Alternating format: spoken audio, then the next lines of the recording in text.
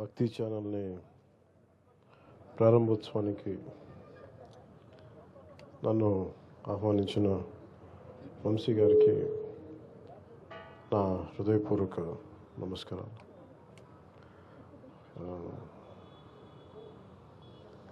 దీనికి ఎవరన్నా ఇలాంటి వాటికి నా ఫీలింగ్ ఏం చెప్పాలి, నాకు ఈ భావన ఏముందంటే లోపల నేను సరైన వ్యక్తిని కాదు వీటికి రావడానికి.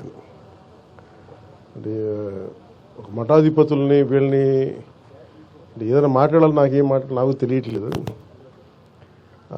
కానీ ఒక సగటు హైందవ ధర్మాన్ని పాటించే సగటు వ్యక్తిగా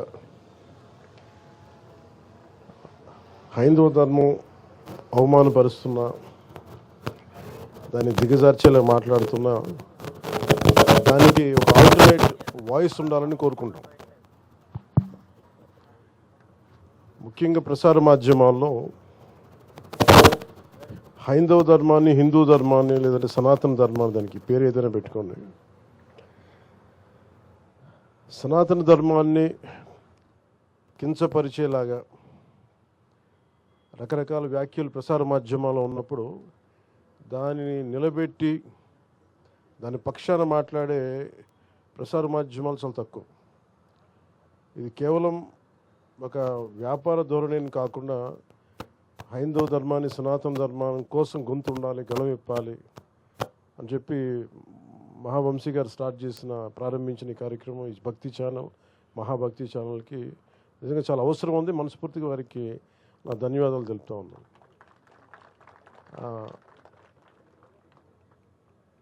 మనం మహాభక్తి అంటే నేను వారికి చెప్పదలుచుకుంది ఏంటంటే, ఈ ప్రోగ్రాం ద్వారా ఎప్పుడు మన హిస్టరీ, ఎప్పుడు కూడా మన చరిత్ర స్కూల్లో మనందరం నేర్చుకుంది కానీ ఇప్పటికీ నేర్పుతుంది. కానీ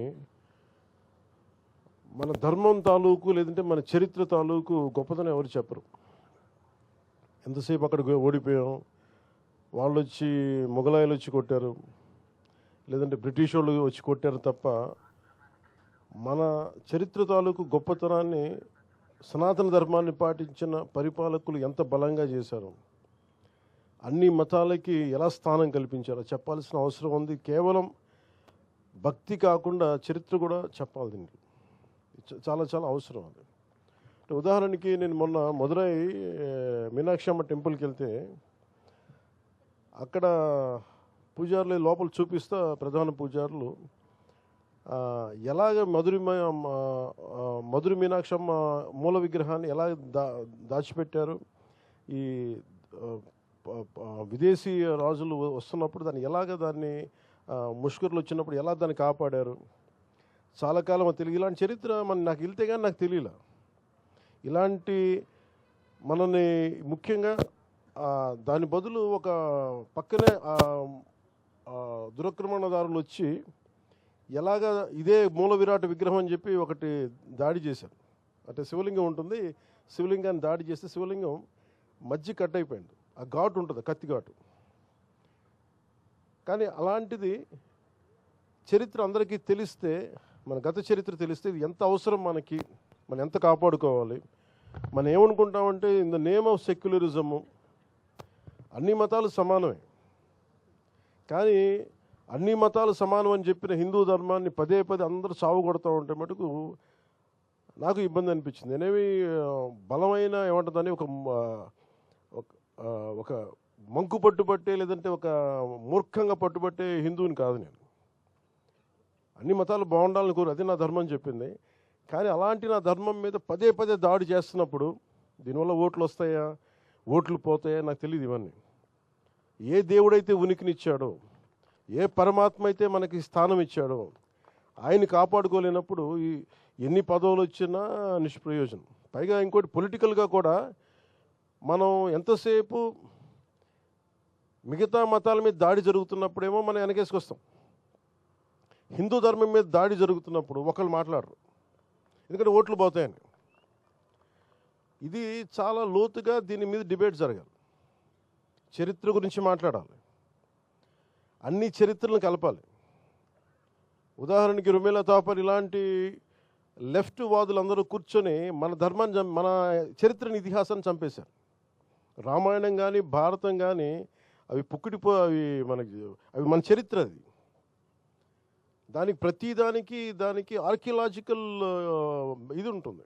ఇవన్నీ కాకుండా ఏదో నేను చదువుతా ఉంటే చాలా గొప్ప ఆశ్చర్యంగా అనిపించింది. మన కురుక్షేత్ర యుద్ధం ఎప్పుడు జరిగింది? It can be proven by astrological timeline. ఏ గ్రహాలు ఏ కక్షలో ఉన్నప్పుడు జరిగినాయి, నక్షత్రాలు దిశ ఎట్లా ఉన్నది, అలాంటి సమయంలో ఈ టైంలో జరిగింది అనేది మనం ఇప్పటికీ ఇప్పుడు వచ్చిన కంప్యూటరైజ్డ్ ప్రోగ్రామ్స్ ద్వారా ఒకసారి వెనక్కి వెళ్ళి చూసుకుంటే చాలా బలంగా మన సాక్ష్యాధారాలతో ఉంది. వేగ్గా శ్రీరామచంద్రుల వారు ఎప్పుడు పుట్టారు, దానికో ఈ పలానా నక్షత్రంలో పుట్టారు, ఈ టైం లైన్లో, ఇది మీరు తిరిగి వెనక్కి చూసుకుంటే it will be backed by scientific data. So అది మన చరిత్ర. అది దీనిని ఒక్కొక్కళ్ళు కూర్చొని దీన్ని వెటకారాలు చేసేవాళ్ళు, కించపరిచేవాళ్ళు, ఇవన్నీ చూస్తుంటే నాకు నిజంగా చాలా ఇబ్బంది అనిపిస్తుంది. అంటే నాకు ఒకసారి ఏమనిపిస్తుంటే ఓట్లు రాకపోయినా పర్లేదు కానీ ధర్మాన్ని నేను కాపాడుకోవాలి. ఇది నేను ఖచ్చితంగా తీసుకున్న నిర్ణయం. ఇలాంటి తీసుకున్న వ్యక్తులు చాలామంది, నేను ఒక్కనే కాదు, చాలామంది కోట్లాది మంది తీసుకున్నారు. వెటకారాలు చేసేవాళ్ళు ఎక్కువ. మీరు ఊహించండి, ఇంకే మతం చేసినా మళ్ళీ మన అన్ని జోకులు పడవు. హిందూ ధర్మాన్ని తిట్టేది ఎక్కువగా హిందూ ధర్మం మీద గౌరవం లేని హిందువులే. వెటకారాలు ఎక్కువ మనకి. అదే మీరు కూర్చోబెట్టి ఇంకే మతం గురించి మాట్లాడదామని మళ్ళీ భయం వచ్చి ఇంట్లోకి వచ్చి కొడతారని భయం, అంతే. లేదా ఓట్లు పోతాయని భయం. నేను వంశీ గారిని ఏం కోరుకున్నానంటే, హైందవ సమాజానికి మీరు పరిరక్షించే దిశలో మీరు ప్రోగ్రామ్స్ ఉండాలని నేను కోరుకుంటా ఉన్నాను. ఎందుకంటే మనకి మొండిగా మూర్ఖంగా నేను మాట్లాడమని నేను అడగట్లేదు డిబేట్స్, కానీ రేషనల్ తోటి, లాజిక్ తోటి, ఒక హేతువుతోటి ఈ ప్రోగ్రామ్స్ మీరు, ఇది చాలా అవసరం. ఇది మూర్ఖమైన భక్తి కూడా మంచిది కాదు. అసలు ఏమంటుందని రేషనల్, ఒక లాజిక్ లేని, హేతువు లేని భక్తి కూడా మంచిది కాదు. హైందవ ధర్మం ప్రతిదానికి నిలబడద్దు, హేతువుకు నిలబడద్దు, పారిపోదు, మూర్ఖంగా చెప్పదు, ఇదే మన పర్మనెంట్ సొల్యూషన్ చెప్పదు. It is ever evolving religion. నిత్య నూతనంగా తనని ఆవిష్కరింపజేసుకునే ధర్మం సనాతన ధర్మం.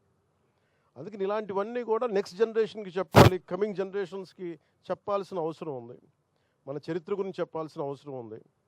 నైస్ డిబేట్స్ దీంట్లో రావాలని కోరుకుంటాం. మనస్ఫూర్తిగా హైందవ ధర్మాన్ని నిలబెట్టే ఈ ఛానల్ మనస్ఫూర్తిగా చాలా దిగ్విజయంగా ముందుకు సాగాలని కోరుకుంటూ ప్రతి ఒక్కరికి, ఇక్కడ ఉన్న టీం అందరికీ కూడా ప్రతి ఒక్కరికి పేరు పేరున నేను నా శుభాకాంక్షలు తెలియజేస్తా ఉన్నాను. It's a great opportunity. నాకు కూడా చాలా గొప్ప అవకాశం ఇది. ఎందుకంటే చాలాసార్లు అనిపిస్తుంది, అయ్యప్ప స్వామి పడి పూజ చేస్తుంటే దాని మీద వెటకారాలు చేస్తారు. ఒక్కసారి నేను చాలా బలంగా హైందవం సనాతన ధర్మం గురించి మాట్లాడతానంటే, నా ధర్మం నేను కాపాడుకోలేని వాడిని మిగతా ధర్మాలు నేనేం కాపాడగలను. అందుకని చాలా బలంగా, అంటే ఏమైపోయిందని ప్రతిదీ ఇది మాట్లాడాలంటే ఓట్లు పోతాయి అంటారు. రాజకీయాల్లో లేని వాళ్ళు కూడా ఓట్లు పోతాయి. అందరం పొలిటికల్లీ రైట్ అయిపోయాం. అదే మీరు మిగతా మతాల గురించి మాట్లాడితే ఎవరికి ఇబ్బంది ఉండదు. వాళ్ళని చేస్తేనేమో సెక్యులరిజం, హైందవ ధర్మం గురించి మాట్లాడితేనే మతోన్మాది. ఇలాంటి పిచ్చి డిబేట్స్ ఎక్కువైపోయినాయి. ఇది కండిషన్. 200 ఏళ్ళుగా బ్రిటిష్ మెకాలే దగ్గర నుంచి మనల్ని కండిషన్ చేసి రుమిలా తాపర్ లాంటి హిస్టారియన్స్ వక్రీకరించి ఇవన్నీ చెప్పి మనల్ని కండిషన్ చేశారు.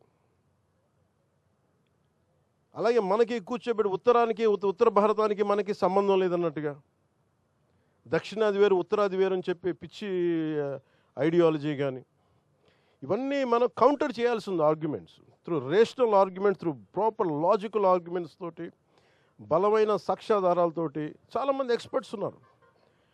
అలాంటి గొప్ప వ్యక్తులందరికీ మీరు ఒక ప్లాట్ఫామ్ కావాలి. అది మనకి ఆంధ్ర రాష్ట్రం చాలామంది ఉన్నారు. ఇది మన ఆంధ్రాలో కాదు, తెలంగాణ తెలుగు ప్రజలు ఎక్కడున్నా దీన్ని అందరూ చూసే ఛానల్ అవ్వాలని మనస్ఫూర్తిగా కోరుకుంటూ, ఈ సందర్భంలో మహావంశీ గారికి చాలా టఫ్ జాబ్. ఒక ఛానల్ని తీసుకురావడం అంటే కొంతమందికి ఎంప్లాయ్మెంట్ ఇవ్వడం, చాలా బాధ్యత తీసుకుంటారు. ఆల్రెడీ ఒక ఛానల్ చేశారు, ఒక ఎంటర్టైన్మెంట్, ఒక న్యూస్ ఛానల్ ఉంది, ఒక ఎంటర్టైన్మెంట్ ఛానల్, దానికి భక్తి ఛానల్ కూడా ప్రారంభించడం అంటే చాలా కష్టసాధ్యమైంది. ఆయన నాయకత్వంలో, ఆయన లీడర్షిప్లో ఇది మరింత ఉన్నతిని సాధించాలని కోరుకుంటూ ప్రతి ఒక్కరికి పేరు పేరున ఇక్కడికి వచ్చిన మీ అందరికీ ధన్యవాదాలు తెలుపుకుంటూ